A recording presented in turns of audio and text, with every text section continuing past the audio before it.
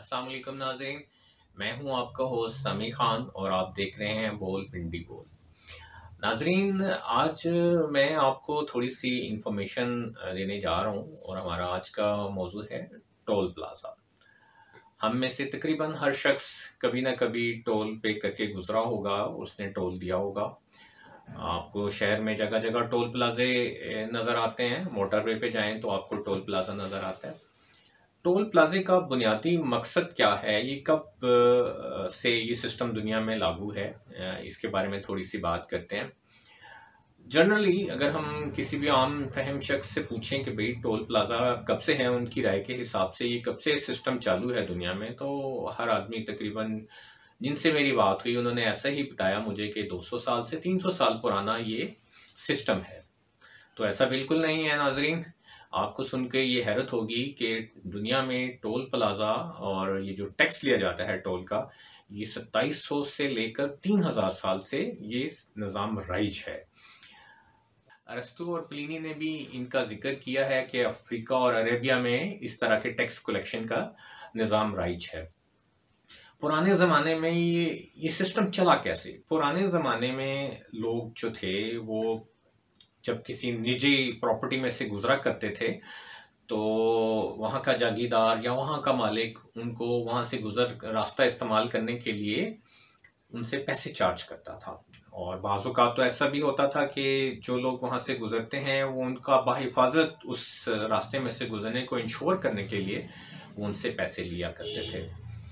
रफ्ता रफ्ता ये निज़ाम बढ़ता गया। टोल लफ्ज़ जो है वो यूनानी ज़ुबान का लफ्ज़ है जो टोले से निकला है, और टोले जो है वो यूनानी ज़ुबान में टैक्स को कहते हैं।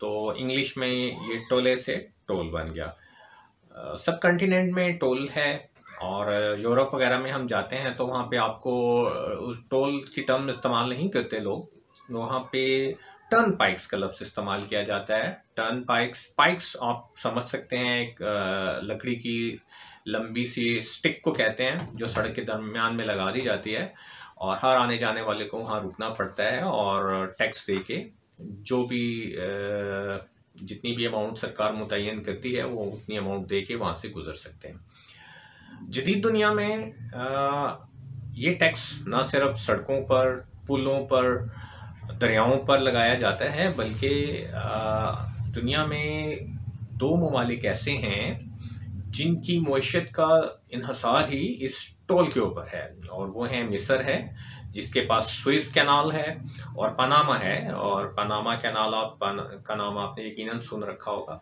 और आपको ये जानकर हैरत होगी कि मिस्र ने गुज़िश्ता महीने में $704 मिलियन कमाए सुइस के टोल से। यानी दूसरे अल्फाज में हम कह सकते हैं कि मिस्र की तकरीबन 8 से 9 अरब डॉलर जो है वो सालाना इस एक नहर से उसकी इनकम जनरेट हो रही है। Same is the situation with the Panama canal. अगरचे वहाँ पे इतनी ज़्यादा ट्रेड नहीं है, लेकिन फिर भी महाना 15 से 20 मिलियन डॉलर्स वो अर्न कर लेता है वहाँ से। पनामा एक छोटा सा मुल्क है और इतनी बड़ी अमाउंट उसकी मईशत के लिए बहुत काफ़ी है। तो नाज़रीन, उम्मीद है कि हमें आपको हमारा इस टोल के ऊपर ये छोटा सा एपिसोड यकीनन पसंद आया होगा और आपके नॉलेज में कुछ ना कुछ इजाफा हुआ होगा। इजाज़त दीजिए, फिर मिलते हैं इंशाल्लाह किसी नए टॉपिक के साथ, और देखते रहिए बोल पिंडी बोल। और जाते जाते नाज़रीन, सब्सक्राइब और लाइक का बटन दबाना ना भूलिएगा। अल्लाह हाफिज़।